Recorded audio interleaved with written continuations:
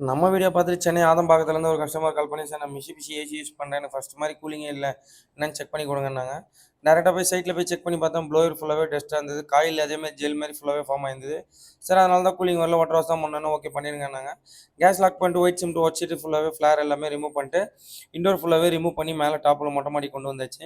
மொட்டை மாடிக்கு கொண்டு வந்து எல்லாமே தனித்தனியா பிரிக்க ஆரம்பிச்சாச்சு. காயில், ப்ளோயர் எல்லாமே தனியா. இந்த காயில்ல எவ்வளோ டஸ்ட்டு, ப்ளோயர்ல எவ்வளோ டஸ்ட்டு நீங்களே பாருங்க. இந்த வாட்டர் டேல இந்த மாரி ஜெல் மாரி ஃபார்ம் ஆயிருந்தனால உங்களுக்கு தண்ணி லீக் ஆயிருக்கும் சார் சொல்லிட்டு, அப்புறம் எல்லாமே காயில் தனியா, ப்ளோயர் தனியா எல்லாமே பிரிச்சுட்டு வாஷ் பண்ண ஸ்டார்ட் பண்ணியாச்சு.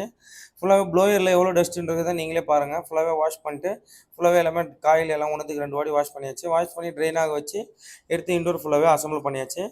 இன்டோர்ல காயில் எல்லாமே அசெம்பிள் பண்ணதுக்கப்புறம் காயில்ல எவ்வளோ டஸ்ட் இருக்குதுன்னு நீங்களே இப்ப இல்லன்னு பாருங்க.